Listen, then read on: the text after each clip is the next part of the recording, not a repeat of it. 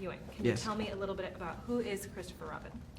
Christopher Robin, we know and love from the original stories and from Disney's cartoons. So we sort of know him as a child, we know he's almost like the parent figure with Winnie the Pooh in a way. And our film starts there. We see Christopher Robin as the 7-year-old leaving 100 Acre Wood with the creatures have all got together to throw him a farewell party. And then we see a very quick montage of his life going through school, boarding school, university, meeting his love, getting married, having a baby, and then going off to war and fighting in the war. And that's sort of where our story picks up when he's come back from war and he's struggling to find his way. He's got a very high-pressure job. He's the efficiency manager in a luggage company. And post-war, of course, the luggage company is doing very badly because nobody's buying luggage, because nobody's going on holiday, nobody's got any money.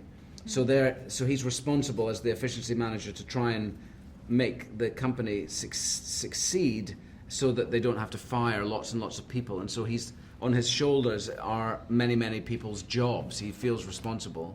And he's bringing that home. He's not very happy at home with his wife and his daughter, and he's not able to spend any time with them other than just him being there, being worried about his work. So that's where we start. And so we know this lovely young free boy, and now we find out that he's a rather unhappy grown-up man. The world has gotten to him a little bit. Right. What is it about these characters that you think keeps them so relevant and popular all these years? There's a real charm to them, and I think it comes from the writing. And A.A. Milne, I think, wrote these such beautiful, innocent, pure characters that children immediately respond to. But then reading them again as adults, there's this in Pooh's kind of literal, matter-of-fact saying what he sees, he ends up saying things that are actually quite profound.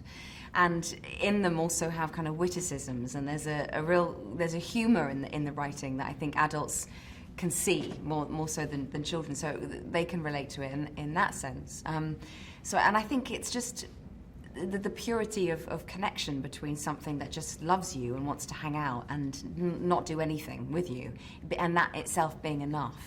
I think it's a great antidote to a much fast-paced modern life that we live in. Thank you. What's your personal favourite Poohism, either of you? I like that one where he talks about what does he say? I can get to where I'm going by leaving where I've been. Gone. I often find where I'm going. I can't remember. I don't have one.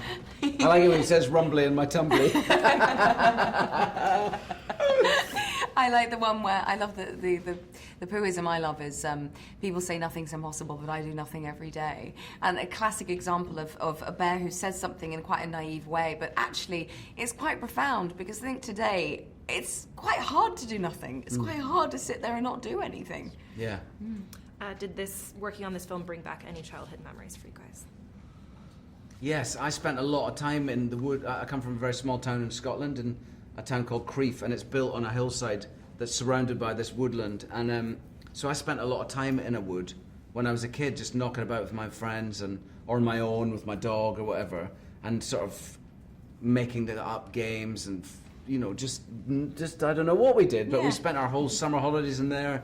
I'd leave in the morning and I'd come home at night, and my parents, I have no idea what I'd been up to. It didn't matter. Didn't matter. Time, no concept of time. Long days. I found that. I remember summers growing up in Kansas City, where my father's side of the family are from, and similar to you, and of going outside and just hanging out with kids in the neighbourhood, and not really particularly doing anything, but going from kind of yard to yard and just walking around and seeing who we could see and say hi to people, and just playing and spotting lightning bugs just at night time. And it was just the sense of kind of the summer's never ending and everything expanding. It was beautiful. Lovely.